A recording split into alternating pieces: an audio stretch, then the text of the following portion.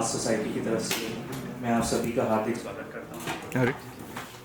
Surya theatre जो कि वर्ष 1997 से कला और कलात्मक प्रोत्साहन का कार्य करती चली आ रही है।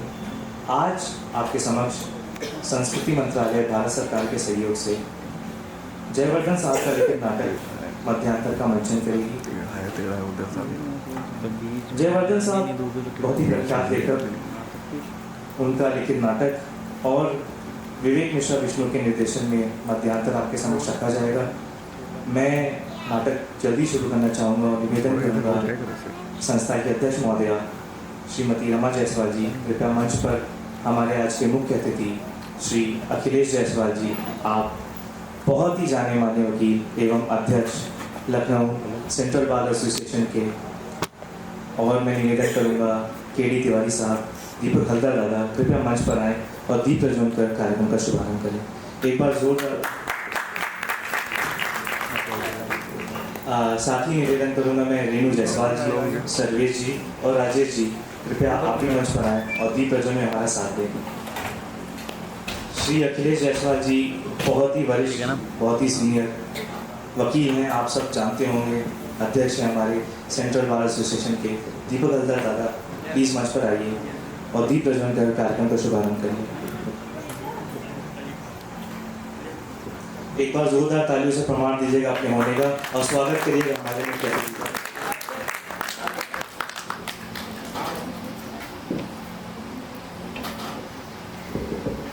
जो हम विजुलाइज कर रहे हैं आपको पसंद आएगा। मैं निवेदन करूंगा श्रीमती रमा जायसवाल जी का, कृपया हमारे मुख्य अतिथि श्री अखिलेश जायसवाल जी का पुष्प गुच्छ से स्वागत करें।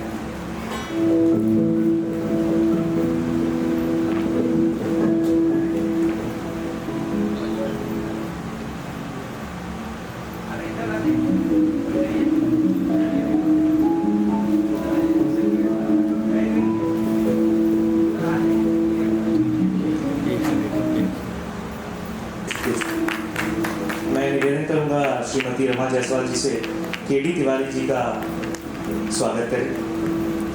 मैं निवेदन करूंगा रमा जी से राजेश जी का स्वागत करें।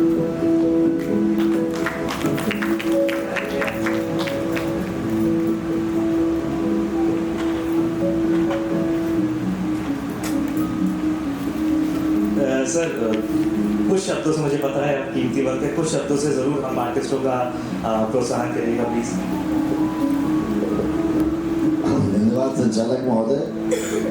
जैसा कि आपने अभी हम सबको कार्यक्रम के बारे में अवगत कराया, जयवर्धन जी की कहानी और विष्णु मिश्रा जी का मंचन, और हम सबको इस सभागार में पर्दे के इधर और पर्दे के उधर दोनों तरफ सबको जोड़ने वाली रमा जी, टीम तिवारी जी, हमारे साथी सहयोगी सर्वेश जी, राजेश जी, और इस सदन जिनके लिए सब कार्यक्रम हो रहा है, जो अपना कीमती समय निकाल करके यहाँ पर आए, आप सभी निश्चित एक ऐसी विधा को जीवंत रखने का प्रयास कर रहे हैं जिसमें शायद अब लोगों का उतना रुझान नहीं रहेगा। आप अच्छे अच्छे नाटकों के माध्यम से समाज को संदेश देने का कार्य कर रहे हैं, लेकिन लोगों की रुचि इस टच मोबाइल में ज़्यादा हो रही है। ऐसे में टच का इस्तेमाल तो सब कर रहे हैं, लेकिन लोग टच में नहीं रह पा रहे हैं।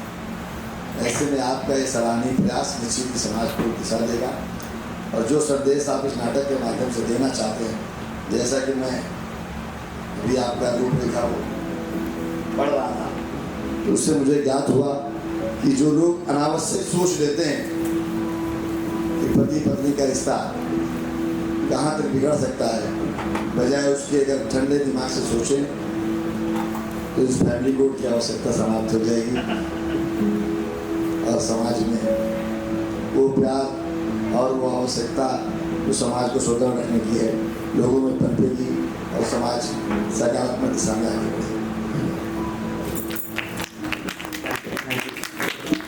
मैं बाकी गेस्टों का प्रतिक्रिया नाटक के बाद दूंगा, क्योंकि नाटक के लिए सब हमारे दर्शक इंतज़ार कर रहे हैं। तो जैसा कि मैं बता रहा था, मध्यांतर जो युवा पीढ़ी बैठी है शायद ट्रांसलेशन चाहेगी इंटरवल।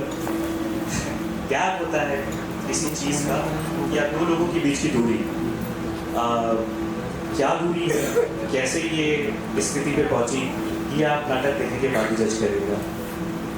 बाय द वे, मैं सभी आर्टिस्ट को और आप सभी को विश्व रंगमंच दिवस की हार्दिक शुभकामनाएं देना चाहूँगा। कल मतलब 27 तारीख को विश्व रंगमंच दिवस था, तो आप सभी को बहुत बहुत बधाइयाँ उनकी। हम लोगों के लिए त्यौहार होता है, आप लोग शायद बहुत अवेयर नहीं होंगे, तो मैं अवेयर कराना चाहता था। तो इसी के साथ आपके समक्ष बिना विलंब करे मैं प्रस्तुत करता हूँ नाटक मध्यांतर। आदर्श नेशनल एंथम के लिए प्लीज़ आप सब लोग खड़े हो जाइएगा। आदर्श नेशनल एंथम प्ले करेंगे।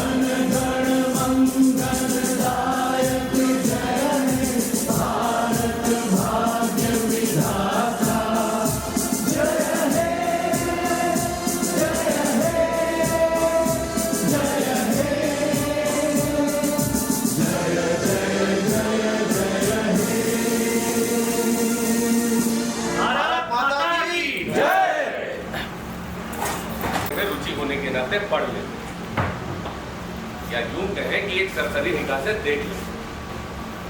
कुछ उस कहानी को अलमारी में सजा कर रख दे और कुछ कहीं कोने में डाल देते जो एक दिन रद्दी की दुकान तक पहुंची जाती। आज जो कहानी मैं आपको सुनाने जा रहा हूं वो पौराणिक, ऐतिहासिक या परियों की कहानी नहीं, बल्कि पति पत्नी के संबंधों की यथार्थ कहानी। पति, जिसका नाम ज्ञान है, मेरा अच्छा दोस्त, प्राइवेट ड्रामा स्कूल में एक्टिंग टीचर। पत्नी का नाम छाया। दोनों पति पत्नी में खूब पटती है, हालांकि कुछ खटपट भी रही। खटपट से मेरा आशय मन मुटाव क्यों रहा, अब ये अभी बताना जरूरी नहीं। वैसे मेरी पूरी कोशिश रहेगी कि संबंधित घटनाओं को मैं यथावत आपके सामने पेश करूं, लेकिन फिर भी बहुत कुछ छूट सकता है, जो कि किसी के जीवन का पल पल का लेखा जोखा चंद पन्नों या चंद लाइनों लिख देना या सुना देना कठिन ही नहीं बल्कि असंभव है। हाँ, यहाँ एक बात आपको और बता, ज्ञान और छाया के बीच में एक छोटी बच्ची बराबर आती जाती रही, उनके पड़ोस में ही रहती है। उसका नाम है लोरी और मैंने इस कहानी का शीर्षक रखा है मध्यांतर।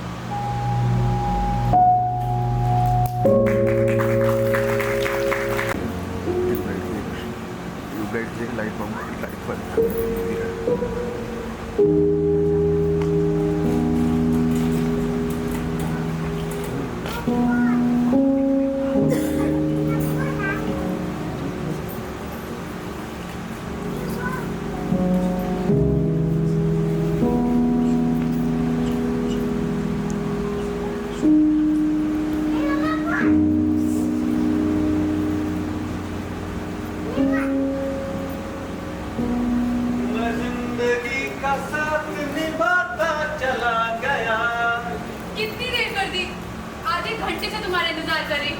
आधे घंटे से? ये बताइए टाइम क्या हुआ? 5:15। और स्कूल की छुट्टी कितने बजे होती है? अरे बाबा 5 बजे होती है। तो फिर आप आधे घंटे से क्यों इंतजार कर रही हैं? भाई स्कूल से यहाँ तक आने में 15 मिनट तो लगेंगे। दरअसल ज्ञान, जब तुम नहीं होती हो ना, तो अकेले समय बिताना मैं समझता हूँ छाया, मगर क्या करूँ भाई, नौकरी तो नौकरी है। ये बताओ आज क्या वो गौरी नहीं आई थी? आई थी ना, थोड़ी देर रुकी फिर चली गई। अरे तो भाई तुम चली गई होती उसके यहाँ, थोड़ा बहुत तुम्हारा टाइम ही कट जाता। वो तो है ज्ञान, लेकिन रोज रोज किसी के यहाँ जाना अच्छा नहीं लगता मुझे। अच्छा तुम बैठो, मैं तुम्हारी गर्मा गर्म चाय बना के लाती हूँ। हाँ, लेकिन सिर्फ चाय से काम नहीं चलेगा आज। आज एक गिलास पानी भी याद है। ओहो, चाय और पानी से काम नहीं चलेगा, कुछ ठोस चाहिए, ठोस आहार। ठोस आहार? जी सब्जी के लिए कद्दू रखा है, कहो तो ले आओ। जी नहीं, ठोस आहार। कद्दू तो आप अपने पास ही रखिए, हर वक्त यहाँ कद्दू ही बनता रहता है। भाई अपना क्या है, चाय और पानी से काम चलाएंगे। अच्छा मिस कद्दू, आज आपके पिताजी का लेटर आया है, लिखा है ब्ला ब्ला ब्ला, शेष समाचार ठीक है। इतना ही? नहीं है तो मेरे ख्याल से 2 पेज का, लेकिन मैंने सिर्फ ब्रीफ में बताया है। आगे का पन्ना जो है वो आपकी माता जी का है। अच्छा, मम्मी ने क्या लिखा है? हाँ, मम्मी ने लिखा है कि प्यारी बिटिया रानी, तुम जब से घर से गई हो तब से घर बड़ा सुना सुना लगता है। दिन बीत जाता है तो रात नहीं बीतती, और रात बीत जाती है तो दिन नहीं बीतता। बिटिया एक काम करो, कुछ दिन के लिए हमारे पास आ जाओ। आ गई। लाओ, मुझे दो ना।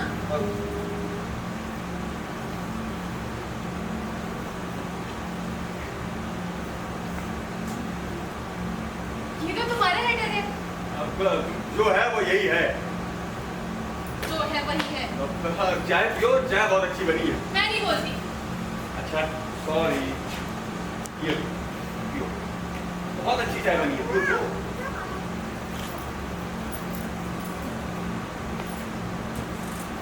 छाया, मैं क्या सोच रहा था कि आज क्यों ना कहीं बाहर घूमने के लिए चलें, थोड़ा सा मूड चेंज हो जाएगा। हाँ चलते हैं, पिक्चर देखते हैं और फिर किसी अच्छे से रेस्टोरेंट में बढ़िया सा खाना खाएंगे। जी नहीं, घूमते हैं, चलते हैं, बढ़िया सा खाना खाएंगे। ये बताइए, बाहर घूमने में, पिक्चर देखने में और होटल का खाना खाने में कितने पैसे खर्च करते हैं आप? हाँ ये बात तो है, पर भाई मैं तो इसलिए कह रहा था कि थोड़ा सा मूड चेंज हो जाता और इसी बहाने कम से कम अच्छा बाहर का खाना खाने को मिल जाता, क्योंकि तुम्हारे हाथों का खाना तो डेली खा रहा हूँ। कुछ भी कहिए अब आपको मेरे हाथ का खाना जिंदगी भर खाना पड़ेगा, अच्छा बने या बुरा बने, जी। आपको खाना पड़ेगा। हाँ ये बात तो आपने बिल्कुल सही कही, लेकिन मैं आज थोड़ा सा चेंज करने के लिए ना खाना खुद बनाता हूँ। अरे छाया, एक बार मेरे हाथ का बना खाना खाकर देखो, अगर उंगलियां चाटती ना रह जाओ ना तो मेरा नाम बदल देना। जब खाने से पेट नहीं भरेगा तो उंगलियां चाट कर ही संतोष करना पड़ेगा ना। अच्छा ये बताइए, अब आपको उधर पूर्ति करनी है या उंगलियां चाटनी है? ठीक है, जितना आपको मजाक उड़ाना है ना उड़ा लीजिए, लेकिन जब मेरे हाथ का बना खाना खाएंगी ना तो वाह वाह करेंगी। अब बताइए क्या खाना चाहती हैं आप? मुझे जो खाना होगा मैं खुद बना दूंगी, बताइए की जरूरत नहीं है, बैठिए चुपचाप। अरे कम से कम सब्जी दे दो, वही काट दूं। अरे आपके हाथ टूट जाएंगे। हाँ ये बात भी सही है। अच्छा छाया, मैं कल वो पेंटिंग लेके आया था, वो तस्वीर जो लाया था वो तुमने कहाँ पे रखी है? कहीं किचन में तो नहीं लगा दी ना मिस कर तू? अरे भूल गई थी। हाँ। इसमें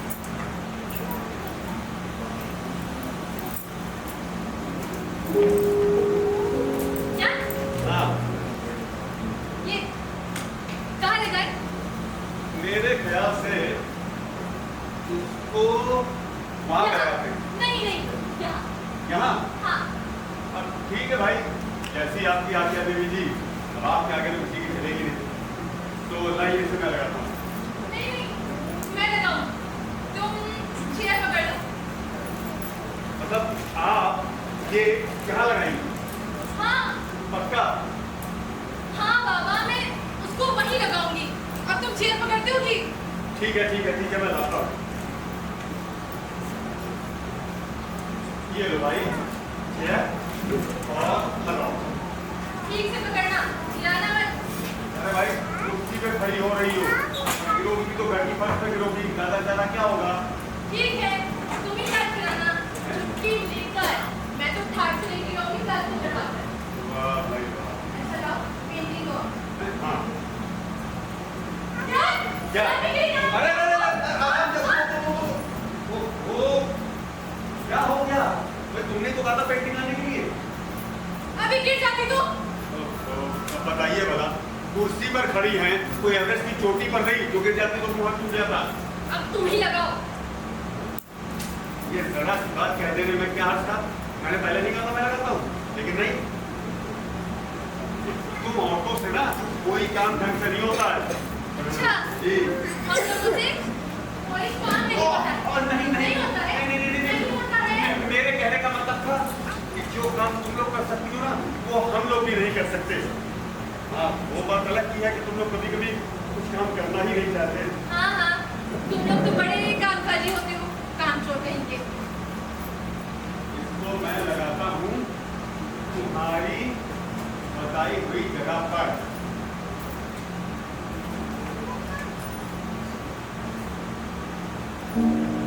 आप बताओ, देख कर बताओ कैसा लग रहा है?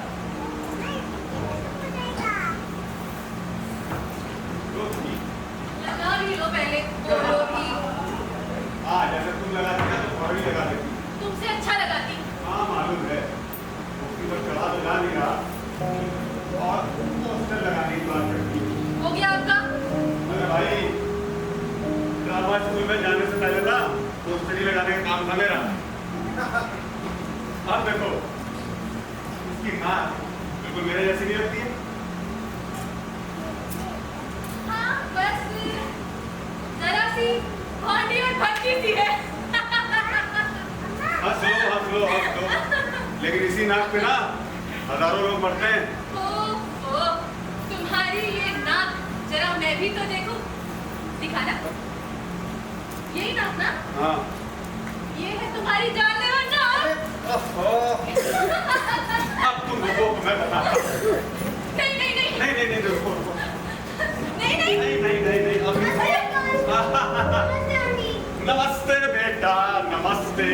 लोरी बेटा कैसी हो? अच्छी हूँ। देखो मैं क्या कर रहा हूँ। Jogging, yes. किस टाइम? मतलब शाम को। अरे बेटा, क्या सुबह क्या शाम? वो हाँ, कहते हैं ना कि हेल्थ इज वेल्थ। और मेरा क्या है, अगर मैं रात में भी उठ जाता हूँ ना तो ध्यान और योगा करने लगता हूँ। लेकिन बेटा मैं तुमसे बहुत नाराज हूँ। हाँ, मैंने क्या किया है अंकल? तुमने किया ये है कि तुम हमारे घर पर रोज क्यों नहीं आती हो? लेकिन मैं तो रोज आती हूँ। क्यों आंटी? आती हूँ ना। हाँ, ये तो रोज आती है। अरे तुम ही घर से गायब रहते हो। अच्छा, आज बड़ी तरफदारी की जा रही है। लोरी बेटा, ला जरा ये बता कि तेरे सबसे प्यारा अंकल हमें है ना? हाँ है तो आप, लेकिन आंटी बहुत अच्छी है, वो मुझे बहुत प्यार करती तो तभी तो मैं कहूँ कि आखिर इधर क्यों आजकल कमी हो रही है? चुप। है। आंटी, मेरी मम्मी ने ना आज अंकल को और आपको खाना खाने के लिए मेरे यहाँ बुलाया है। नहीं बेटा, लेकिन हम लोग कैसे आ पाएंगे? क्योंकि हमारे यहाँ तो ऑलरेडी खाना बन गया है। तो आंटी नहीं आएंगी? बेटा मैं जरूर आऊंगी। अरे कैसे आओगी? यहाँ पे जो खाना बना हुआ उसका क्या होगा? वो खाना तुम खाओगी ना? मैं? इतना ढेर सारा खाना? नहीं। ओहो, अच्छा ठीक है बेटा, हम भी तुम्हारे घर पे आएंगे खाना खाने के लिए। क्योंकि क्या है ना, तुम्हारी आंटी अकेले आ नहीं पाएंगी, वो अकेले बोर हो जाती है ना, इसलिए। लेकिन जो आंटी ने खाना बनाया था। अरे कौन सी आंटी ने खाना बनाया था? अरे वो तुम्हारे अंकल ने बनाया था। हाँ, क्योंकि क्या है कि तुम्हारी आंटी की ना तबीयत थोड़ी सी ढीली है। अब मुझे क्या हो गया है? अरे मुझे क्या मालूम तुम्हें क्या हो गया है? उसको खाना मुझे बनाना पड़ा।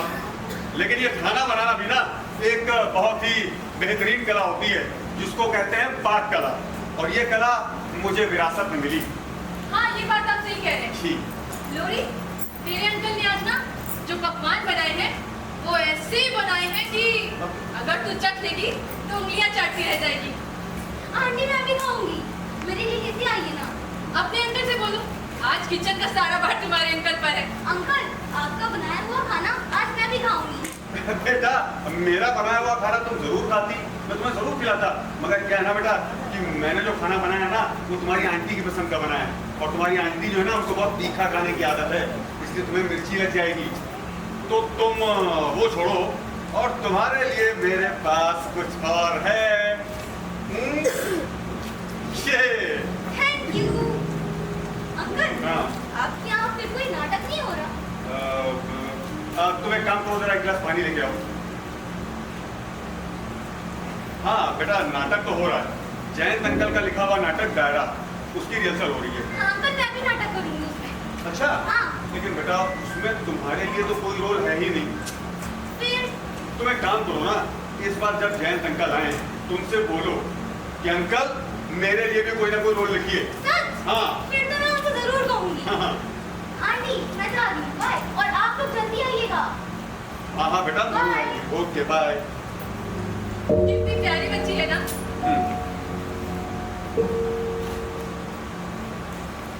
अच्छा बताया, ये देखो जयंत का लिखा हुआ नाटक डायरा, इसकी रिहर्सल आज से शुरू हो गई। अच्छा, डायरेक्ट कौन कर रहा है? डायरेक्ट कर रहा है ये हादसा। यानी कि नाटक का बंटाधार। हाँ क्यों नहीं, अंधा योग, तुगला, एडिपस, इन सब का मैंने आज तक बंटाधारी तो किया है, तभी तो लोग उसको याद रखते हैं। वाह भाई वाह, क्या जमाना आ गया।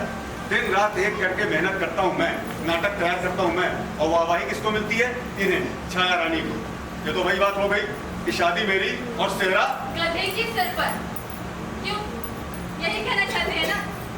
लेकिन जनाब, ये मेरा हक है, आपका नहीं, क्योंकि मैं आपकी अर्धांगिनी है, यही ना? वाह भाई वाह, क्या नक्शा। क्यों ना हो, तुम निर्देशक हो तो मैं भी किसी निर्देशिका से कम नहीं। अच्छे बुरे नाटक की पहचान मैं भी बखूबी कर लेती हूँ। मैं मानता हूँ छाया कि तुम मेरे नाटकों की निष्पक्ष समीक्षक हो, मगर मालूम है प्रॉब्लम क्या है? प्रॉब्लम ये है कि तुम मेरे नाटकों की तारीफ कम और बुराइयां बहुत ज्यादा करती हो। अरे भाई, कभी कभार तो नाटकों की तारीफ कर दिया करो, भले इकलौता पति समझ कर ही। ठीक है बाबा, आइंदा से खूब तारीफ किया करूँगी, भर भर की तारीफ करूँगी। एक काम करूँगी, हॉल में 2-4 लोगों को किराए पे बुला लूँगी तालियां बजाने के लिए। नहीं, हरगिज नहीं। मुंह पर तारीफ और पीठ पीछे बुराई करने वाले लोगों से मुझे सख्त नफरत है। और तो है।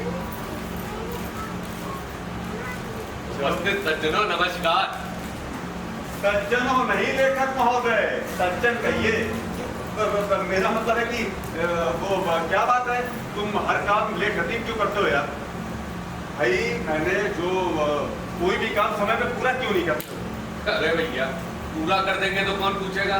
कम से कम इसी बहाने लोग घेरे तो रहते हैं। और वैसे भी स्वार्थ से धो जाने के बाद भला कोई घास डालता है किसी को? अरे यार तुम आओ यहाँ बैठो। देखो यार, मैं तुमसे बिल्कुल सीरियस बात कर रहा हूँ और तुम हंसी मजाक कर रहा हो। भाई मैंने डायरा की रिहर्सल स्टार्ट कर दी है, मतलब रीडिंग हो रही है, रिहर्सल भी हो ही जाएगी, और अभी तक मेरे पास आखिरी सीन है नहीं, तो इसलिए जयंत बाबू मैं फिर कह रहा हूँ, आखिरी सीन मुझे कल तक मिल जाना चाहिए बस। कल तक मिल जाना चाहिए? जी। तुम तो ऐसा कह रहे हो जैसे मैं लिखे रखा हूँ, नहीं दे रहा हूँ। यार सच तो ये है कि उसका क्या करूँ और कैसे करूँ, ये मैं खुद भी निर्णय नहीं ले पा रहा।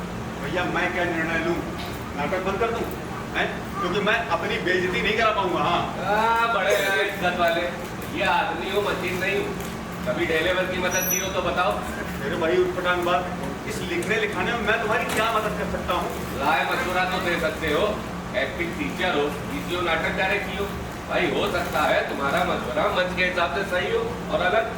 अच्छा ठीक है, भाषण देना बंद करो और बताओ क्या मदद चाहते हो मुझसे? हाँ, यही बात पहले नहीं कह सकते, लेकिन नहीं, जनाब की गाड़ी पटरी पर आती नहीं है जब तक 2-4 सुन नहीं लेते। जब भी कहो कि यार कुछ काम है सुन लो, अभी नहीं बाद में, आज नहीं कल। प्रभु कल आता ही नहीं। प्रभु प्रभु प्रभु, टॉपिक पे आ जाएं? उसी पर आ रहा हूँ। ठीक। तो देख, मैं सिचुएशन तुम्हें बताता हूँ और फिर इम्प्रोवाइज करके देखते हो। ठीक है। मान लो तुम श्री और भाभी कीर्ति। छाया, छाया सुनना जरा। क्या? नमस्ते भाभी। नमस्ते। भाभी दायरा की स्क्रिप्ट कंप्लीट कर दी। झूठ बोल रहा है, एक नंबर का झूठा है, कोई स्क्रिप्ट नहीं तैयार हुई इसकी। बस इनडायरेक्ट है, वो भी अगर आप मदद कर दें तो आज ही कर दूंगा। बस आपको अभिनय करना हो। क्या अभिनय करना होगा? और इन्हें देखो भाई जयन, क्या है कि अभिनय करना सबके बस की बात नहीं है, और खासतौर से इनके बस की बात तो बिल्कुल नहीं है। ये तो सिर्फ श्री ज्ञानदेव के घर की खेती है। पता नहीं अपने आप को क्या समझते हैं। खैर होने। श्री और कीर्ति दोनों पति पत्नी, दोनों की शादी को कई वर्ष हो गए, लेकिन फिर भी उनके कोई संतान नहीं। हालांकि इस बीच उन्होंने जांच भी कराई और जांच में कमी कीर्ति में पाई। तो अब शुरू करके देखते हैं। अच्छा भाई, इसमें क्या शुरुआत करनी है? नाटक तो तुम्हारा कंप्लीट है, यहीं पे कर दो द एंड, समझे? और पीछे से उद्घोषणा करवा दो कि इसके आगे का निर्णय हम आप दर्शक सुधीजनों पर छोड़ते हैं। खत्म। बिल्कुल भी नहीं। ये मत भूलो कि बच्चे की चाह श्री और इति दोनों को है। अच्छा हाँ, चलो शुरू करते हैं। ओके, तो हम लोग शुरू करते हैं।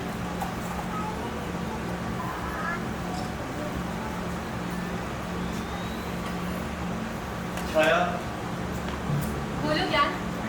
छाया, मैं तुमसे कहना चाहता हूँ कि तुमने जो फैसला लिया, और छाया, अरे यार, छाया नहीं, श्री और इति। अरे हाँ, sorry sorry sorry sorry sorry, इति और श्री। अब तुम्हारा नाम क्या है? किति। और मेरा? श्री। ठीक है ना जैन? इति और श्री। अब शुरू कर ले। हाँ बिल्कुल। इति, मैं तुम्हारी बात मानने को तैयार हूँ, मगर फिर भी मैं बच्चा लेने के पक्ष में हरगिज नहीं, क्योंकि कुछ भी हो वो हमारा अपना बच्चा नहीं होगा।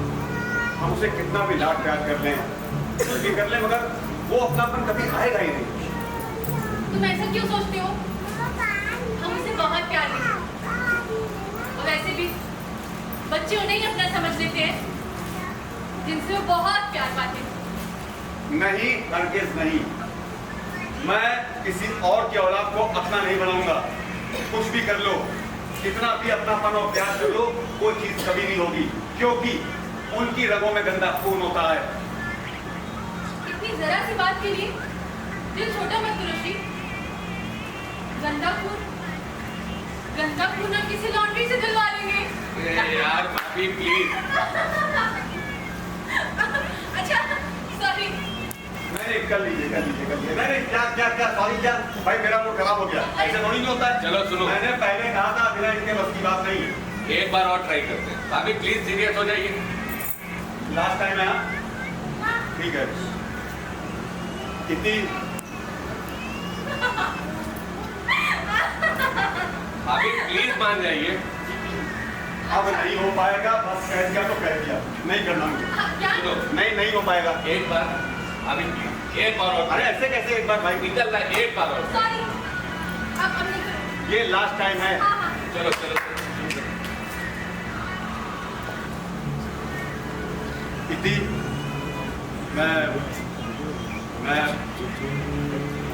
मैं दूसरी शादी करना चाहता हूँ। इस बारे में तुम्हारी क्या राय है? जब निर्णय ले ही चुके हो तो मेरी राय जानकर क्या करोगे? फिर भी एक बात तुमसे पूछना चाहता हूँ। तुम्हें सिर्फ बच्चा चाहिए, बीवी नहीं?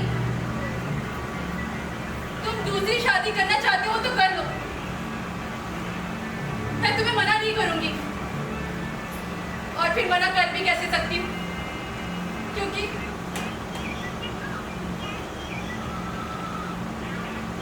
श्री, तुमसे बस इतना कहना चाहती हूँ, तुमसे अलग रहकर मैं जी नहीं सकूंगी। मैं मर जाऊंगी, सच में मर जाऊंगी। मैं तुम पर अपना अधिकार चाहती हूँ, एक अधिकार। मैं तुम पर किसी दूसरे का अधिकार नहीं सह पाऊंगी। मेरी जिंदगी का सबसे मनहूस दिन शायद वही हो, और आखिरी भी। मुझे बच्चा नहीं चाहिए, मैं बाकी की जिंदगी तुम्हारे साथ रहकर काट दूंगी, लोगों के ताने सह लूंगी, लेकिन तुम्हें नहीं छोड़ सकती शीर। एक बात बताओ, अगर यही कमी मुझ में ना पर तुम में होती तो क्या तुम मुझे दूसरी शादी करने देते? बोलो, बोलते क्यों नहीं? 10 साल से हम साथ हैं, व्यक्तिगत कहने के लिए किसी के पास कुछ भी नहीं है, हम दोनों के बीच में कुछ नहीं छिपा है। जिसके रोग रोग में तुम्हारी गंध समाई हो, उसे तुम किसी दूसरे की बाहों में देख सकते हो? बोलो, देख सकते हो? सिर्फ 5 की सजा मेरे लिए बहुत है, बहुत है मेरे लिए। इससे बड़ी सजा मुझे और मत दो, मत दो और कोई सजा। मैं और पढ़ना। वाह भाभी वाह।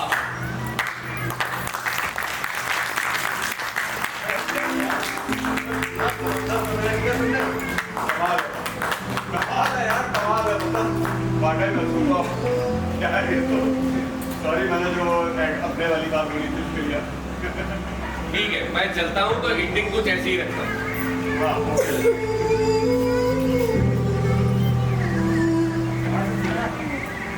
उससे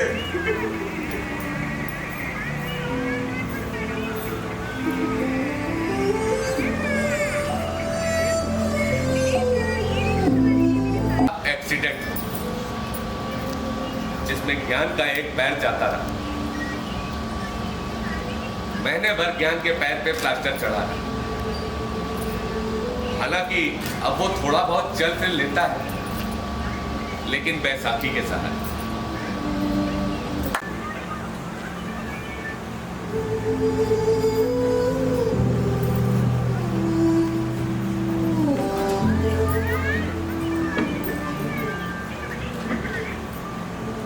ध्यान से। हाँ, पहले से तो बहुत आराम है। जो डॉक्टर की रिपोर्ट है ना, उसके हिसाब से वो ये बोल रहा था दूसरे चेकअप के बाद कि अब खतरे की कोई बात नहीं। अब मैं बस हफ्ते 10 दिन में जल्दी फिरने लगूंगा। बैठो, मैं चाय लेकर आती हूँ। नहीं, थोड़ी देर बैठो। ये क्या अंगूठी कहाँ गई? वो किचन का काम कर रही थी ना, तो उतार दिया। और ये तुम्हारे हाथ भी सूने? ओह छाया, तुमसे मैंने कितनी बार कहा कि हमारे यहाँ कलाइयों को सूना लगने का मतलब अशुभ माना जाता है। और वैसे भी अभी से मेरी टांग टूटी है, मैं कोई मरा नहीं। क्या?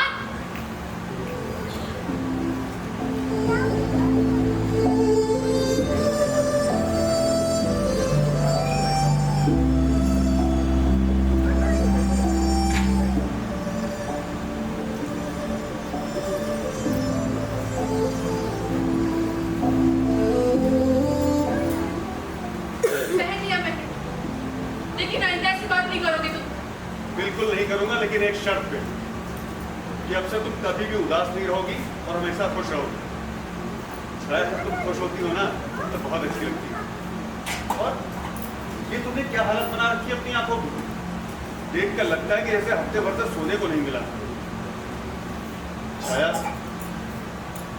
जिंदगी में कुछ मौके इम्तिहान के होते हैं जिसमें हमें हिम्मत से काम लेना चाहिए। जिस तरह दिन और रात एक स्वाभाविक परिवर्तन है, उसी तरह दुख के साथ सुख जुड़ा हुआ है। बस तुम ये समझ लो कि ये जो है हम लोगों के दुख के दिन हैं, लेकिन इसमें भी हम हिम्मत से काम लेंगे। बहुत तकलीफ, मेरा तो सिर्फ पैर टूटा है, पैर। एक पैर टूटा और दूसरा बिल्कुल सही सलामत। लेकिन जरा सोचो उन लोगों पर क्या गुजरती होगी जिनके पास पैर ही नहीं होते। लेकिन वो भी जिंदगी जी रहे हैं ना अपने हिसाब से।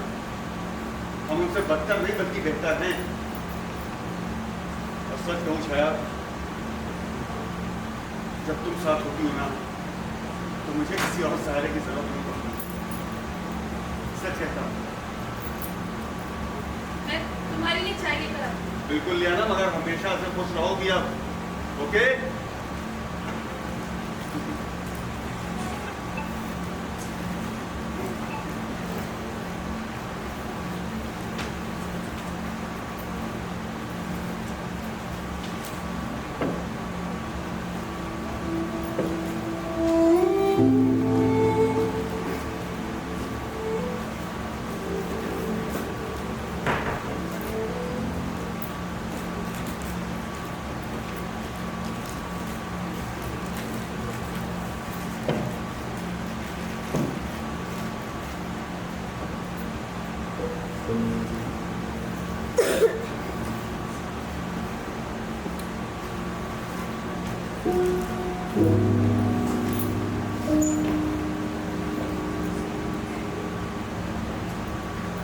हेलो क्या?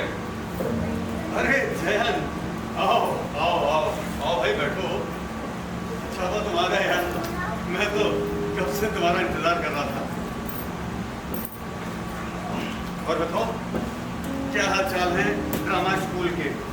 पहले ये बताओ कि अब स्वास्थ्य कैसा है तुम्हारा?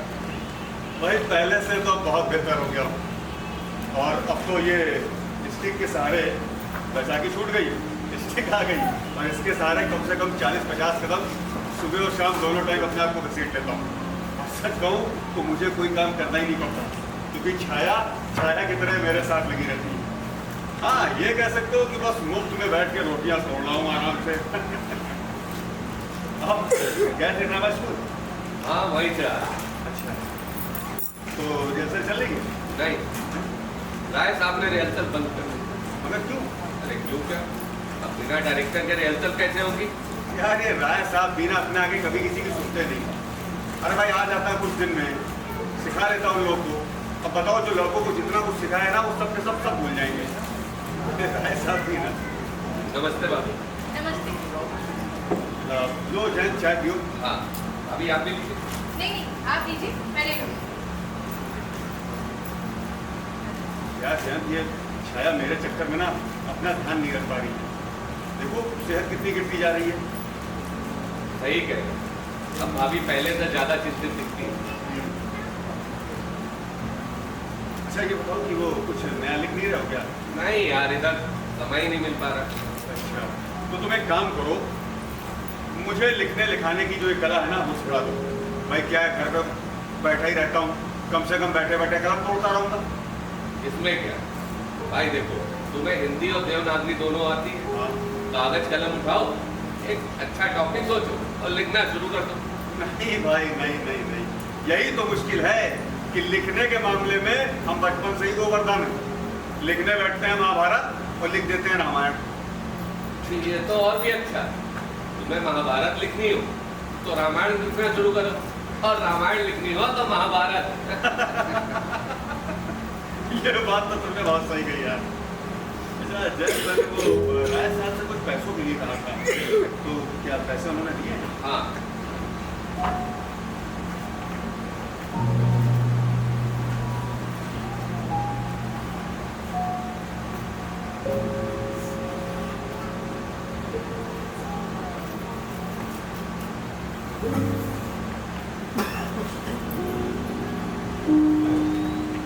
यार राय साहब भी बड़े कमाल आदमी हैं। जब भी उनसे कुछ भी कहता हूँ ना तो फौरन करते हैं, बहुत मानते हैं मुझे। अरे जैन, ये तो 10,000 रुपए का चेक है। मैंने तो सिर्फ राय साहब से 5,000 रुपए के लिए कहा था भाई। जानता हूँ क्या। दरअसल ये 10,000 का चेक राय साहब ने तुम्हारे लिए भेजा है। अच्छा राय साहब भी ना। देखो ज्ञान, मैं जो कहने जा रहा हूँ उसे इत्मीनान से सुनो। ये 10,000 का चेक तुम्हें ड्रामा स्कूल से अंतिम चेक के रूप में मिला है। क्या मतलब? मतलब ये कि तुम्हें वहां से निकाल दिया गया। क्या? और ये क्या राय साहब का निर्णय? मैनेजिंग कमेटी का। मगर आखिर ऐसा क्यों? कमेटी को लगता है कि तुम अब तुम अपाहिज हो गया हूं, यही ना?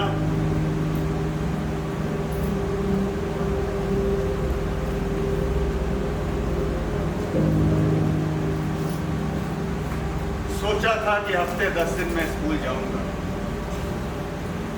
लेकिन आखिरकार अपाहिज होने का एहसास करा ही दिया। वाह राय साहब, वाह, आपने तो कमाल कर दिया। जयंत, एक कुर्सी तक नहीं थी स्कूल में, हर वक्त में काम करने को तैयार हो गया था। और आज जब स्कूल के पास अपना नाम है, पास में पैसा है, तो मुझे निकाल दिया। क्यों? क्योंकि मैं अपाहिज हो गया। वाह राय साहब, वाह, ये दुनिया कितनी स्वार्थी हो सकती है, मैंने सोचा नहीं था। क्या कुछ नहीं किया मैंने उस ड्रामा स्कूल के लिए। दीवानगी की हद थी। छाया मुझे अक्सर छाया करती थी, कहती थी कि तुम हर वक्त बस ड्रामा स्कूल में पड़े रहते हो, तो एक काम करो कि ड्रामा स्कूल से शादी कर लो और मुझे तलाक दे दो, क्योंकि एक दिन का छुट्टी मिलती है तुम्हें, वो भी तुम ड्रामा स्कूल में ही निकाल देते हो, उसके काम में और सोने में। और फिर बात तो मुझे समझाते हुए कहती कि आखिर स्कूल में और भी तो लोग हैं, फिर सारी चिंता मुझे ही क्यों होती है। उस स्कूल से मेरा जो लगाव था, जो मेरी हमदर्दी थी, वो कोई और नहीं समझ सकता। उस स्कूल का एक एक सामान मैंने करीने से सजा कर रखा था। अगर कोई सामान किसी वजह से इधर से उधर हो जाता, तो मैं पूरे स्कूल में हंगामा खड़ा कर दिया करता, क्योंकि मैं हर एक सामान को अपने निर्धारित स्थान पर देखने का आदी हो चुका है। क्या कुछ नहीं किया उस स्कूल के लिए, और आज जब मुझे उसकी सबसे ज्यादा जरूरत है, तो उसने मुझे निकाल दिया। अरे निकालने से पहले एक बार ये तो सोचा होता कि ज्ञान अकेला नहीं है, ज्ञान के साथ उसकी पत्नी भी तो है। नौकरी से निकाल दिए जाने के बाद उसका क्या होगा? ये दुनिया बहुत स्वार्थी है जयंत, और ये बात मुझे आज समझ में आई। जयंत, ये 10,000 रुपए का जो चेक वो मुझे देकर मुझ पर एहसान लादना चाहते हैं, ये मुझे नहीं चाहिए। ले जाओ जयंत, ले जाओ ये चेक, ले जाओ, ले जाओ। और हाँ, ये जाकर राय साहब से कहना कि ज्ञान ने मुझे नहीं चाहिए, मुझे नहीं चाहिए। ये क्या कहा? जो दूसरों के चेहरे पे मुस्कुराहट लाता है, आज वो खुद उदास। मैं जानता हूँ कि समय चले, लेकिन सोचो, अगर तुम टूट जाओगे तो भाभी को कौन संभालेगा? अभी तक तो मेरा सिर मैं टूटा था, लेकिन आज मैं खुद टूट गया। धीरज धरो क्या, मुश्किल की घड़ी है, कट जाएगी। मैं चलता हूँ, फिर आऊंगा, तुम तब तक आराम करो। अब आराम करने के सिवा दूसरा और काम ही क्या है? आज स्कूल से निकाल दिया गया। मैंने सुन लिया है। सुन लिया? शायद मैं क्या करूंगा? घर का खर्च कैसे चलेगा छाया? क्योंकि मुझे थिएटर के अलावा कुछ आता भी तो नहीं है। मैं क्या काम करूंगा, कहाँ जाऊंगा, तो समझ नहीं आ रहा। सब ठीक हो जाएगा ज्ञान, तुम परेशान मत हो। मेरा दिल बैठा जा रहा है। मुझे घबराहट हो रही है छाया। क्या? मुझे बहुत उलझन हो रही है। क्या? तबीयत खराब हो। ज्ञान नहीं, सब ठीक हो जाएगा ज्ञान।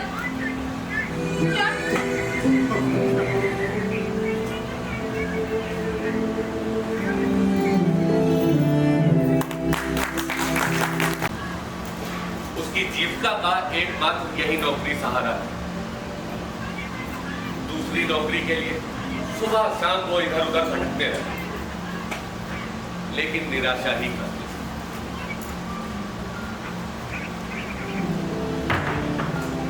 धीरे धीरे घर का राशन और पैसे भी खत्म होने लगे। अब पेट पूजा भी जरूरी थी। इस बीच छाया के एक दो गहने भी बिक गए, जिसकी जानकारी ज्ञान को नहीं थी। मैंने भी दोस्त होने के नाते नौकरी के लिए दौड़ भाग की। नौकरी मिली, लेकिन ज्ञान को नहीं, बल्कि छाया। एक निजी फर्म में पीए की नौकरी। ना चाहते हुए भी छाया को यह नौकरी स्वीकार कर दी और वो निरंतर ऑफिस जाने लगी।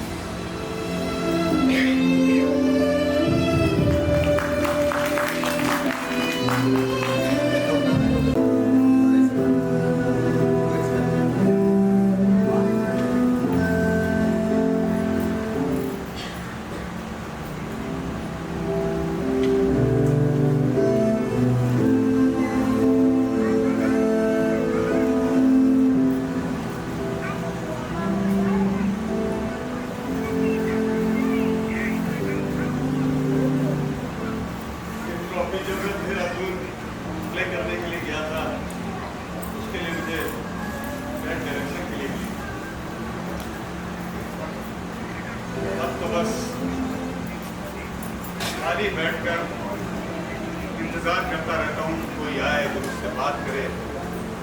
हालांकि ज्ञान आता है, वो मेरा मतलब है जयंत आता है, लोरी भी आती है, पर फिर भी खाली रहने का मन नहीं करता। नौकरी की तलाश करने पे भी कुछ होता नहीं।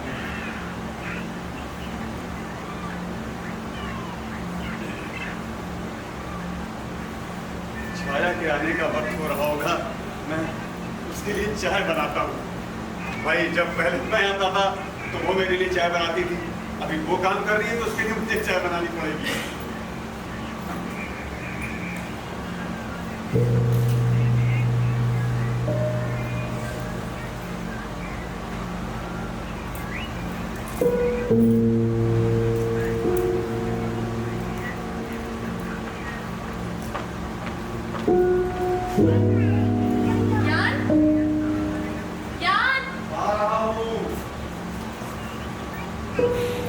तुम आ गई?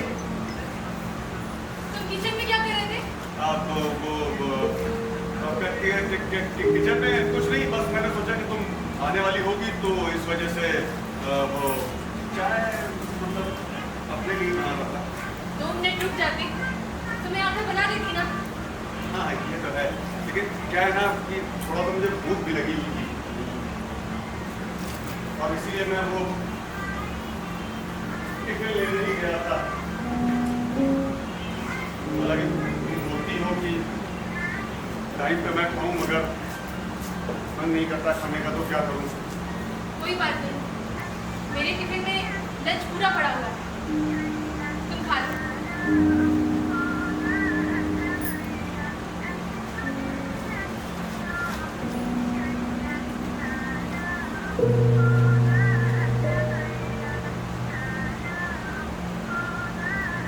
ये क्या ज्ञान, लंच तुमने खाया ही नहीं? दरअसल छाया, अकेले कुछ भी करने का मन नहीं करता, भूख भी नहीं लगती है और तुमने भी तो लंच नहीं किया। ऐसा कौन सा काम करती हूँ कि आदमी को फुर्सत नहीं मिलती लंच करने की? अच्छा ये सब छोड़ो, भूख लगी थी ना, तो आज हम साथ में खाएंगे।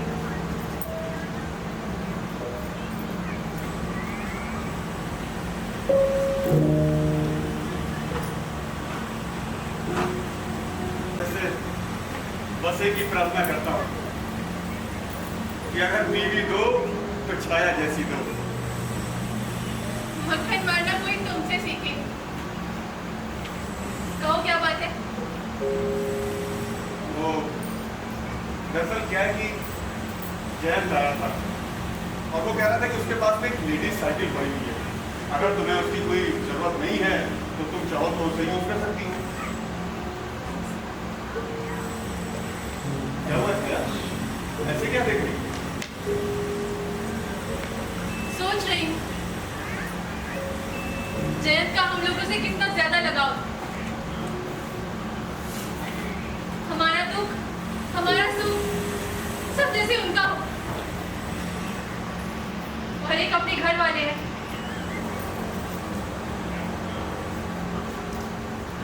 जो कभी हाथ तक नहीं रहते। अरे आओ आओ बेटा आओ, नमस्ते नमस्ते नमस्ते। ये बताओ कि तुम जायद कहाँ रहती हो आजकल? टाइम नहीं मिल रहा आने का है? अंकल आजकल काम ज्यादा पड़ता है। अच्छा, आपको भी काम ज्यादा पड़ जाता है। बताइए जरा कौन सा काम है, आप ऐसा क्या काम करती है, हम भी तो जाने। स्कूल जाना, हाँ। चाचू के साथ सुबह। अब मुझे पता लगा कि क्यों हमारी बिटिया रानी सूख के काटा हुई जा रही है। काटा? हाँ। गलत। मेरे पापा पता है मुझे क्या बुलाते हैं? क्या बुलाते हैं? वो हाथी। हाथी? हाँ। ये तुम क्या लेकर आई है? ये आपके लिए लाई हूँ। क्या है ये? कॉमिक्स। कॉमिक्स? हाँ। मेरे लिए? लेकिन बेटा मैं तो कॉमिक्स नहीं पढ़ सकता क्यों? क्योंकि डॉक्टर ने कॉमिक्स पढ़ने के लिए मना किया। फिर क्या, तुम मुझे पढ़ के सुना दिया करना। ठीक है, हाँ। लेकिन मैं कल से सुनाऊंगी आपको। क्यों, आज क्यों नहीं? आज नहीं, मैं दूसरी वाली लेके आऊंगी आज अच्छी। अच्छा। चाय मैं लोगे? आपको दे रही ले बेटा चाय पी। हूँ। नहीं नहीं, क्यों? मैं काली हो जाऊंगी। हाँ भाई हाँ, ये काली हो जाएगी तो फिर मैं शादी। अरे मेरी टॉफी लाई हूँ आज।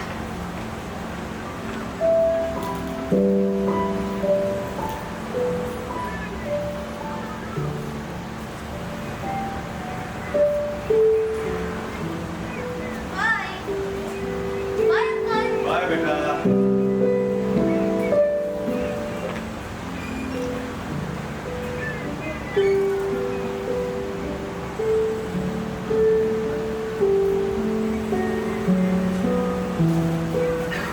यार, हाँ बोलो ना।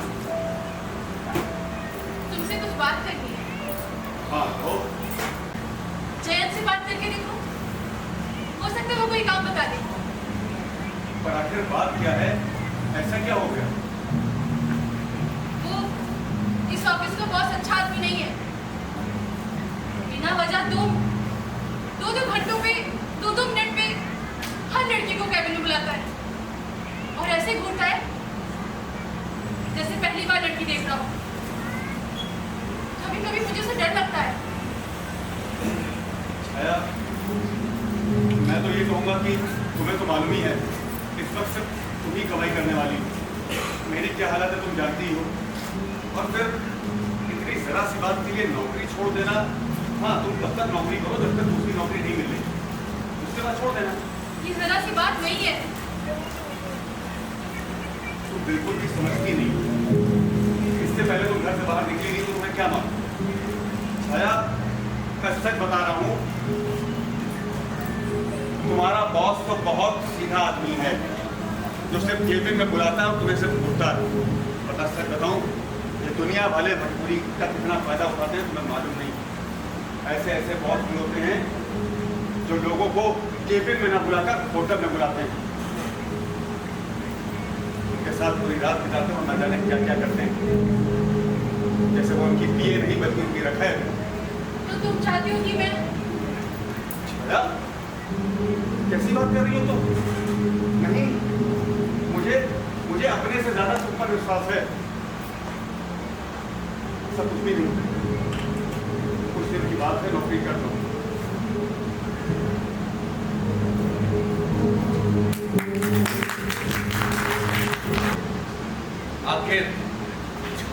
ज्ञान का कहना मानना पड़ा और वो पहले की तरह फिर से ऑफिस जाने लगी।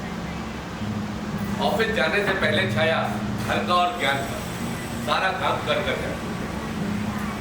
ज्ञान खाली वक्त में किताब पढ़ता और ताश खेलता। अब भला कोई कब तक किताब पढ़े और अकेले कब तक ताश खेले। इस बीच ज्ञान के दो साथी और, एक मैं और दूसरा लोरी। लोरी इस बीच ज्ञान के से ज्यादा घुल मिल गई। वो खाली वक्त में ज्ञान को कहानियां सुनाती थी।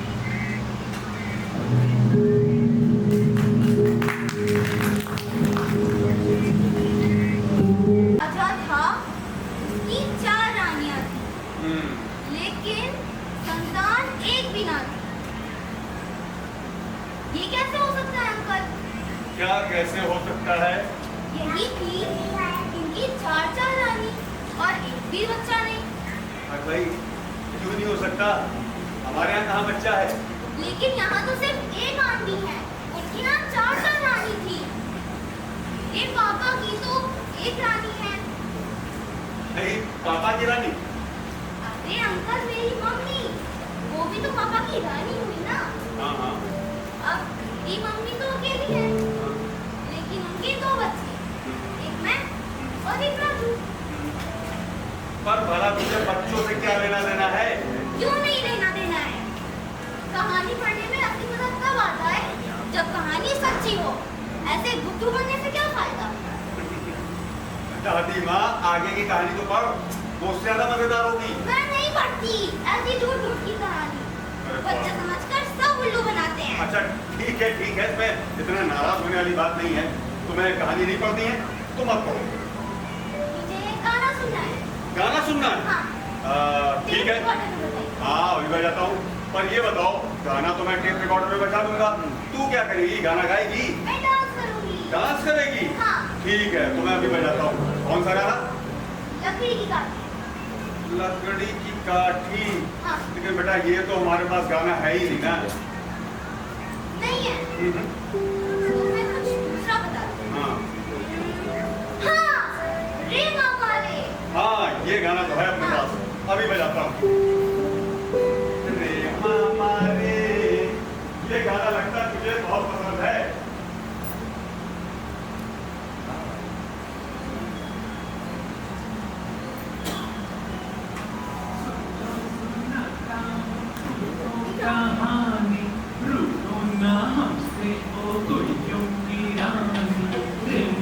पकड़ लो, अभी तुम दोबारा से गाओ, मेरा मतलब दोबारा से नाचो, मैं तुम्हें देखूंगा। अब किताब नहीं पढ़ूंगा। पहले प्रॉमिस करिए, फिर डांस करूंगी। प्रॉमिस? प्रॉमिस? प्रॉमिस। ठीक है। हाँ सॉन्ग बनाइए। बजा।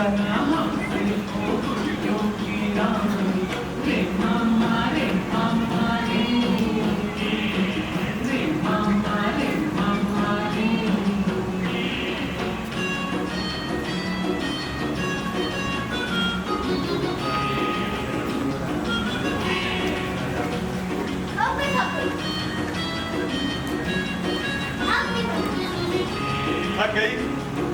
सो जाओ।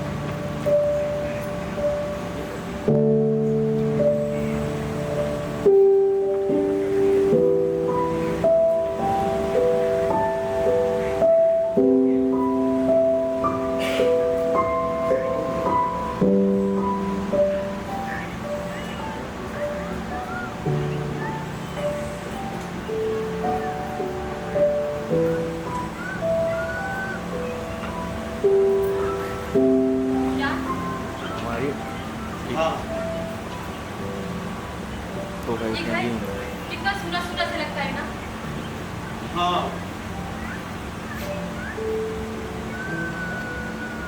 हम दोनों के बीच अब कोई तीसरा भी होना चाहिए, जिसे हम अपना कह सके और जो हमें अपना कह सके।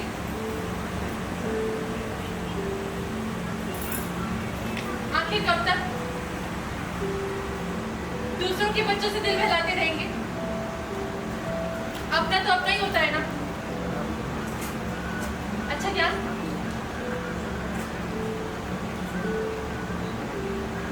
मैं लड़की से स्त्री तो बन गई, लेकिन पूर्ण स्त्री नहीं। इतने साल कैसे बीत गए पता ही नहीं चला। बाकी की जिंदगी का क्या भरोसा।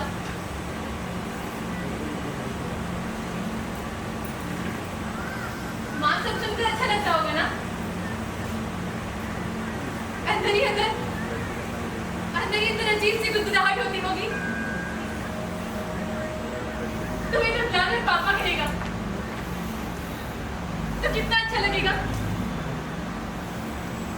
खूब शोर मचाएगा, खूब उद्गम मचाएगा। कभी तुम्हारी किताबें फाड़ेगा तो कभी किचन में जाके बर्तन तोड़ता रहेगा। बच्चे कितने शरारती होते हैं।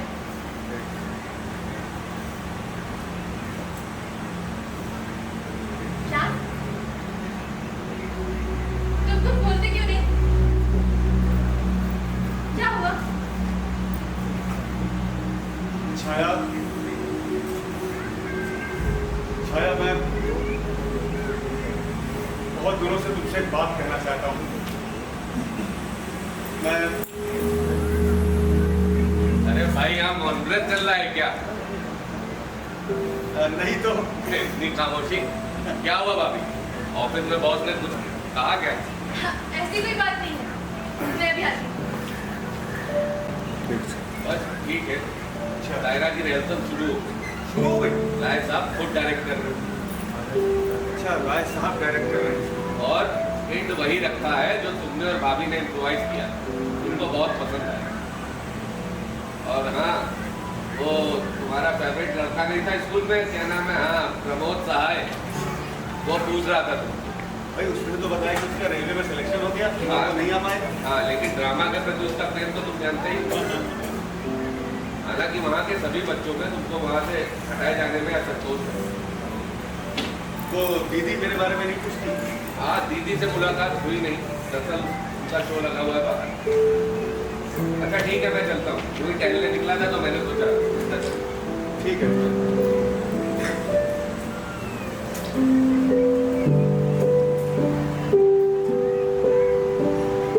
सुनो ना, ये हाथ कट गया। वो तुम्हें कितनी बार मैंने कहा है आराम से काम करो, लेकिन नहीं। तुमसे कोई भी चीज कैसे कटा कैसे नहीं। सब्जी काट रही थी। चक्कू से कट गया होगा, मालूम है। तुमको कितना मैंने समझाया, जो भी लोग हैं आहिस्ते काम करो, लेकिन हाँ बात तो खास है, लेकिन अभी रहने देते हैं ना, फिर कभी बात कर लेंगे। अभी बताने में क्या हर्ज है? ऐसी कौन सी बात है? छाया दरअसल मेरा एक दोस्त है। कुछ साल पहले उसकी शादी हुई, लेकिन अभी तक उन लोगों की कोई बच्चा नहीं हुआ। इस बात को लेकर जब उसने चेकअप कराया तो डॉक्टर ने बताया कमी मेरे दोस्त पे। अब ये बात उसने अपनी पत्नी से नहीं बताई, बल्कि ये बात अपने तक ही रखी, जिसकी वजह से वो अपनी बीवी से नजरें नहीं मिला पा रहा और अपने आप को बिल्कुल अपराधी सा महसूस करता।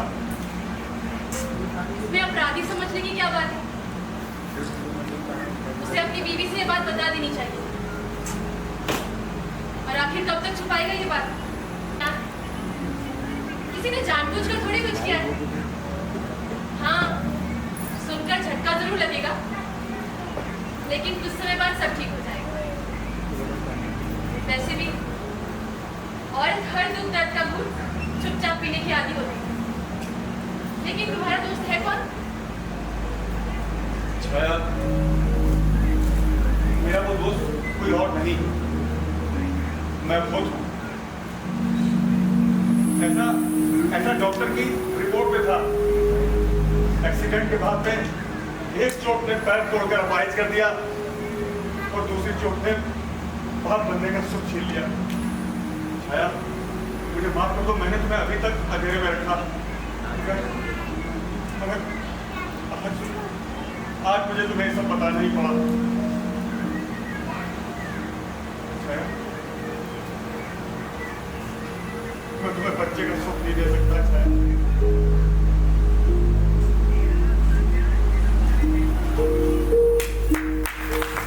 चलो ठीक है, तुम कर लो बाद में भी। बच्चे की कितनी लालसा। वक्त फिर आड़े हाथों आए। चलो ठीक है, सारे सपने क्षण भर में चूर। शायद ही छाया ने जीवन में इतना बड़ा झटका दिया। छाया खोई खोई सी रहने लगी। ज्ञान बार बार छाया के करीब आने की कोशिश करता और छाया ना चाहते हुए ज्ञान से दूर खिसती चली। दोनों के रिश्तों में कड़वाहट ने जन्म ले लिया और वो घर मानो एक खंडहर में तब्दील हो गया।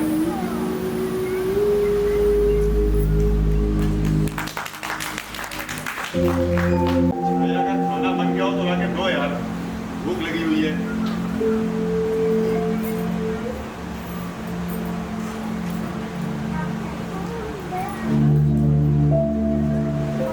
छाया,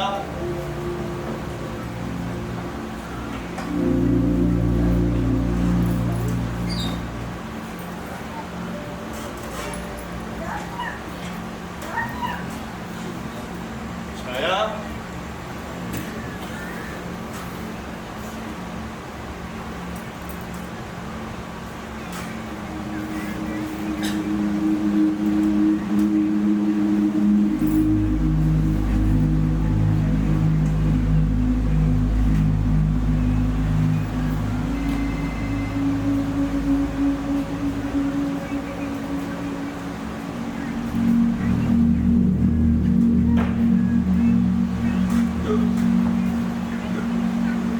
छाया, पानी दे दो जरा।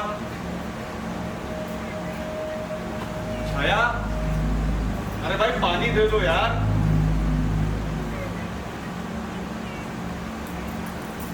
छाया, ये लीजिए।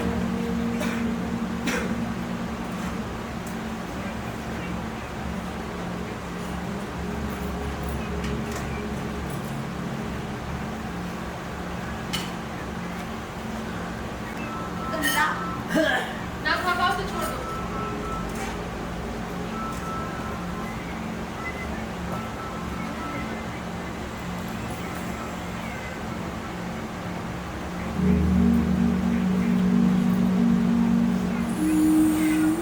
अंकल, हम लोग कहीं घूमने चलते हैं।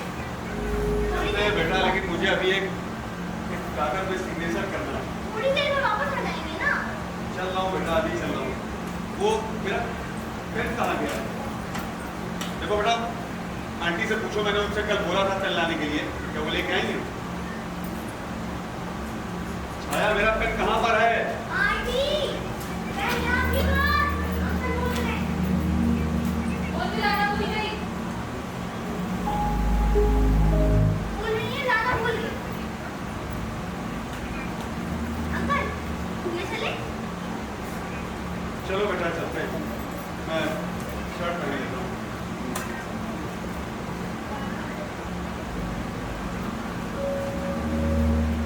चलो घूम नहीं कर मैं आते तो हैं। चले। हाँ तो क्या हुआ? अच्छा तो लग रहा कितना गंदा है। ये भी गंदा है। है, यहीं तक वो बना रहा है। ठीक है, और बेटा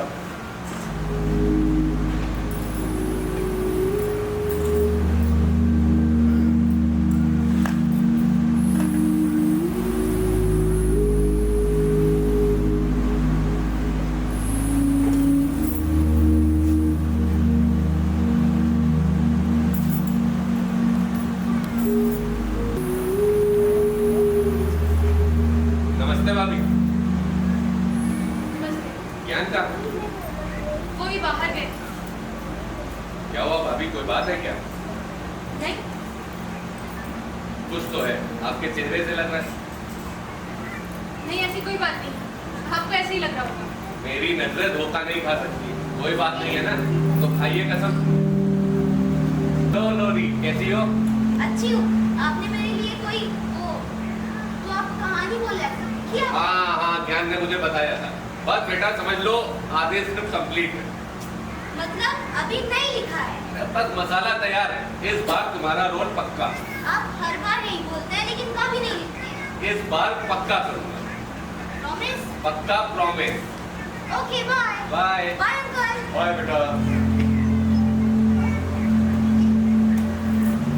कहा तुमने? नहीं, लेकिन कहना है, कभी वक्त होगा तो कहूंगा। अभी चलता हूँ। अच्छा जैन, ये यार अपना पेन मुझे दे दो। एक्चुअली मेरा पेन जो है वो पता नहीं कहाँ गुम गया, मुझे मिल ही नहीं रहा। तुम नया ले लेना। चलता हूँ। ओके।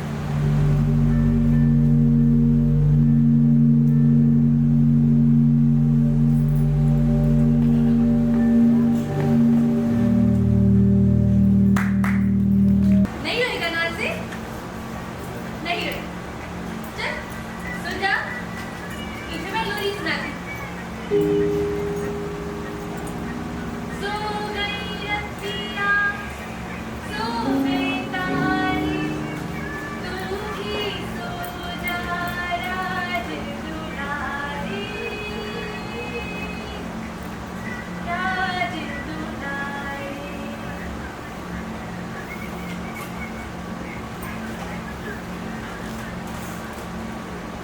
कौन है? कौन है वहाँ? तू मेरे मुन्ना को लेने आया है? तू रहना, मेरे मुन्ना को छोड़ो मत। मैं तुझे नहीं ले जाने दूंगी, नहीं ले जाने दूंगी। छाया, तू हट जा। छाया क्या हुआ? तू हत्यारा है, अपना खूनी हाथ मेरे मुन्ना को मत लगाना। नहीं, तू हट जा। मेरा मुन्ना, मेरा मुन्ना, वो लेके जा रहा है मेरे मुन्ने को। कोई नहीं है। वो लेके जा रहा है, कोई- वो लेके जा रहा है मेरे मुन्ने को। छाया कोई नहीं है, कोई नहीं है वहां पर। क्या हो गया है तुम्हें? बैठो, वहां बैठो। वहां कोई नहीं है, कोई नहीं है, बैठो।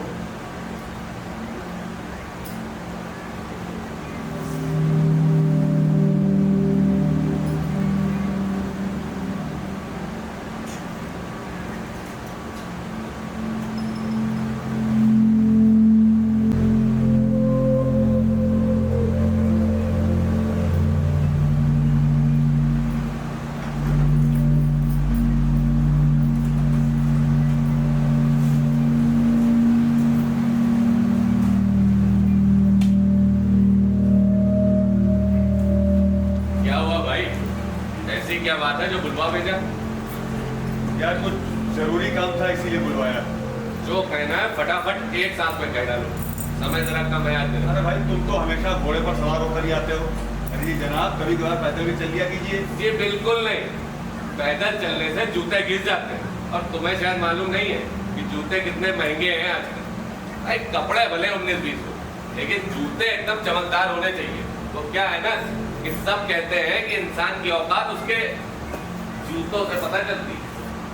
ठीक है भाई साहब, मुझे भी मालूम है, लेकिन खान उसी का होगा, अब वो इंसान हो या फिर खैर। फटाफट कहो, मुझे भाभी के ऑफिस भी जाना है। क्या क्या छाया ने तुम्हें खुद बुलाया? नहीं, कुछ पर्सनल काम है। अच्छा जयंत, ये बताओ कि छाया के बारे में तुम्हारी क्या राय है? किस मामले में? नहीं, मेरा मतलब है कि नेचर वगैरह को लेकर। यार मुझे तो भाभी का बात और व्यवहार सब कुछ बहुत पसंद है। अच्छा तो ऐसी बात है। तो जयंत, अगर छाया जैसी लड़की तुमसे शादी करना चाहे तो क्या तुम करोगे? एक बार सोचूंगा जरूर, लेकिन भाई मुझे शादी नहीं करनी है, और ये बात मैं तुमसे एक नहीं 1000 बार कह चुका। जयंत, मैं तो तुमसे कहूंगा कि यार तुम शादी कर ही डालो। अरे जबरदस्ती? तुमसे मेरी खुशी देखी नहीं जाती क्या? अरे यार, खुद के पेट के लिए इधर उधर भटकता हूँ और आटा खाने की एक और मशीन नहीं चाहिए भैया। यार जयंत, मैं आज मजाक के मूड में नहीं हूं और तुमसे भी यही उम्मीद करता हूँ। तुम्हारे चाहने से एक बहुत बड़ी समस्या हल हो सकती है, इसीलिए मैं तुमसे एक बार फिर से वही सवाल पूछता हूँ, क्या तुम शादी करोगे? किससे? छाया से। क्या तुम क्या कह रहे हो? तुम्हें पता भी है? अच्छी तरह से पता है कि मैं क्या कह रहा हूँ। तुम मेरे दोस्त हो। अरे भाड़ में गई ऐसी दोस्ती। मैं तुम्हारी पत्नी को ऑफिस ले जाता हूँ, छोड़ देता हूँ। खूब समझ रहा हूँ कि तुम क्यों और क्या कह रहे हो। जयंत, तुम मुझे गलत समझ रहे हो। गलत मैं नहीं, गलत तुम मुझे समझ रहे हो। थोड़ा कैरेक्टर बने घूमते हो और आदमी के भाव भी नहीं जानते। भाड़ में जाए ऐसी दोस्ती। यह इंसान हो तो मैं कभी सोच भी नहीं सकता। जा रहा हूँ और आज के बाद कभी यहाँ नहीं आऊंगा। अगर आ जाऊँ ना तो के मार कर निकाल देना। जयंत, एक बात और, ये सब बकवास तुमने मुझसे तो कर ली, छाया भाभी से मत कर, वो नहीं सह पाएंगे। चले जाना, मैं तुम्हें रोकूंगा भी नहीं, लेकिन कम से कम जाने से पहले एक बार पूरी बात तो सुनते जाओ। इतनी बात के बाद अब और क्या बचा है अभी सुनने भी को? बहुत कुछ है बताने को, क्योंकि पूरी बात तो सुने बगैर तुम सच्चाई का पता नहीं लगा सकते। आखिर ऐसी कौन सी वजह है जिसके लिए मैं तुमसे रिक्वेस्ट कर रहा हूँ? छाया मेरी बीवी, मैं उससे दिल से प्यार करता हूँ, वो भी मुझसे प्यार करती है, लेकिन जयंत, सिर्फ प्यार से पेट नहीं भरता दोस्त। पत्नी को पति से ढेर सारी आशाएं होती है, ढेर सारी चाहत होती है, और सच कहूं तो अब छाया को मुझसे निराशा के सिवा और कुछ नहीं मिलने वाला। आखिर ऐसा क्या हो गया? बताता हूं, अब जब शुरुआत कर दी है तो बताना ही पड़ेगा। जयंत, छाया जो कि मेरी पत्नी है, मेरी शरीर का अंग है, उसे भी मैं दूसरी शादी करने के लिए कहने वाला हूं। लेकिन वही तो पूछ रहा हूं, क्यों? क्योंकि मैं उसे बच्चे का सुख नहीं दे सकता यार। क्या? एक्सीडेंट के बाद डॉक्टर की यही रिपोर्ट थी। लेकिन तुमने ये बात कभी मुझे नहीं बताई। मौके की तलाश में था, मगर कभी मौका मिलता ही नहीं था। अभी तो ये बताया तुम? बताया, और जिस दिन से उसको मैंने ये बात बताई, उसके बाद से छाया का रवैया तो बिल्कुल बदल गया है यार। अब तुम बताओ कि भला ऐसी हालत में मैं क्या करूं? ये निर्णय तो भाभी को ही लेना होगा, लेकिन फिर भी ज्ञान एक बच्चे के लिए दूसरी शादी ये ठीक नहीं है यार।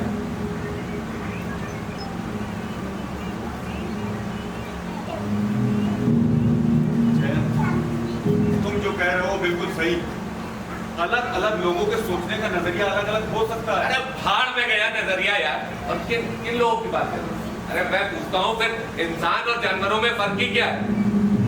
इधर देखो, उधर सिर्फ स्वार्थ और स्वार्थ। ये पढ़े लिखे लोग बनते, यही है तुम्हारा बुद्धिजीवी वर्ग। अरे ऐसा कुएं के बेटा का है, कुएं के बेटा।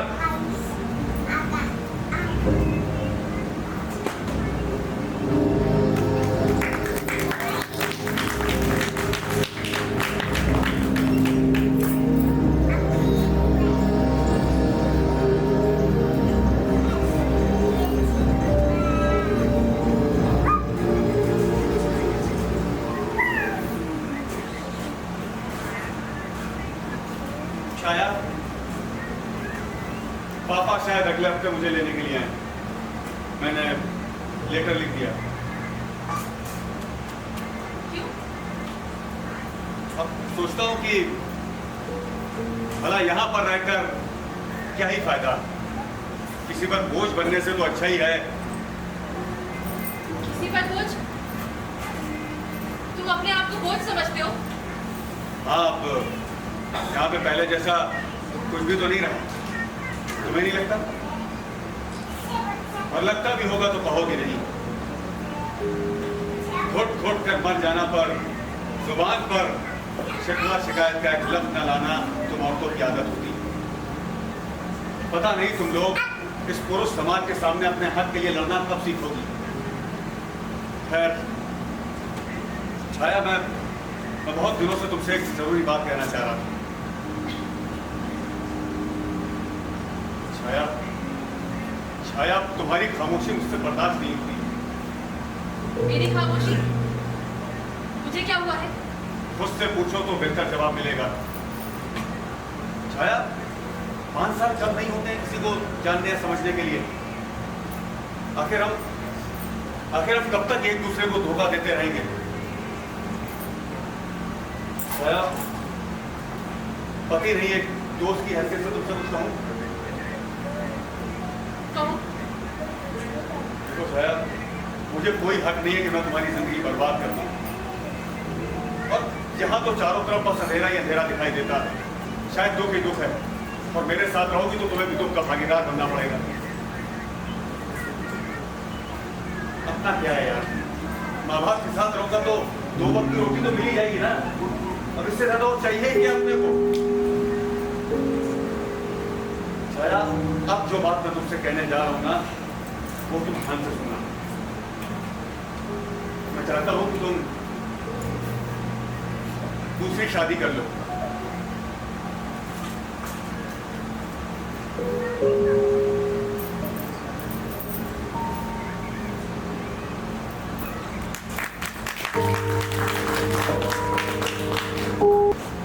प्रेम और समर्पण में, ना कि तुच्छ मानवीय विकारों में। तो ये थी छाया और ज्ञान की कहानी, नाटक मध्यांतर।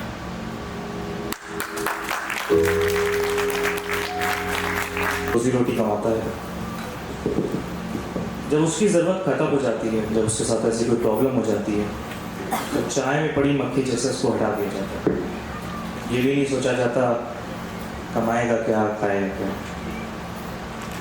इसी मानसिक प्रताड़ना में उसको ये भी पता चलता है कि वो शायद अपनी फैमिली को आगे कंटिन्यू नहीं कर पाएगा।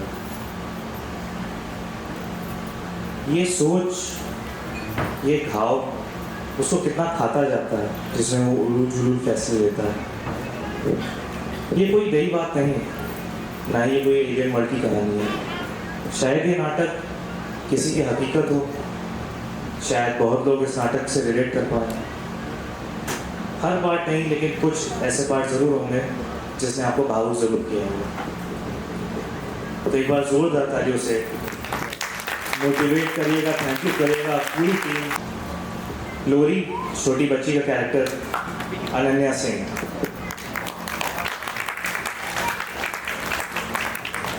छाया, एकता सिंह।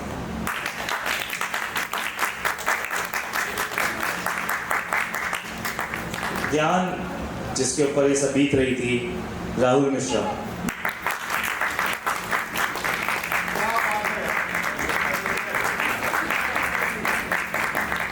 और नाटक को स्टार्ट टू एंड आपको दिखाने वाले सूत्रधार जयंत, विवेक मिश्रा, विष्णु।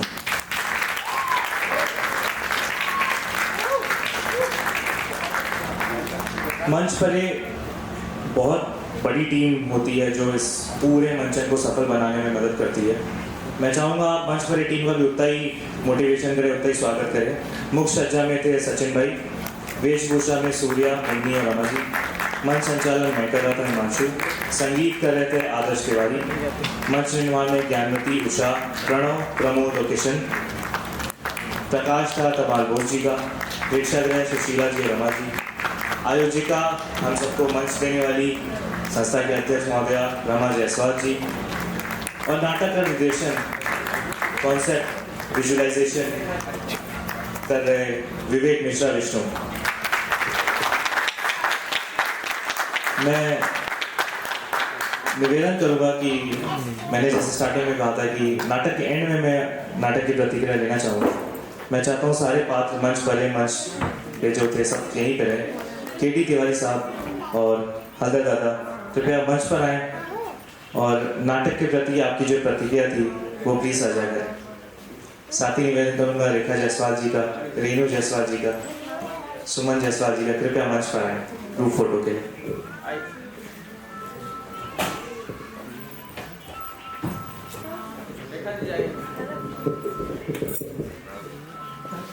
ज़्यादा लाइट की इंटेंसिटी थोड़ी कम करो।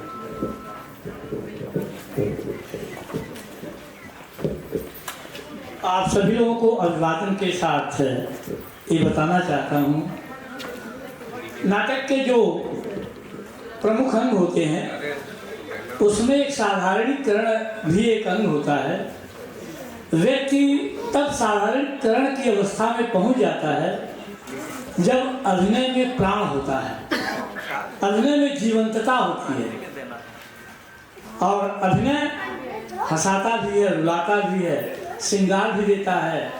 जो रस के 9 भाव हैं उन भावों को दर्शक तक साधारणीकरण लाने में सक्षम होता है। इस नाटक से मैं 2 बार देख चुका हूँ। अभिनय कला में इतने प्रवीण हैं आप लोग कि दिल को छू लेता है। हम अपनी शुद्ध बुद्ध खो करके एकदम साधारण पात्र के चरित्र से मिल करके हूबहू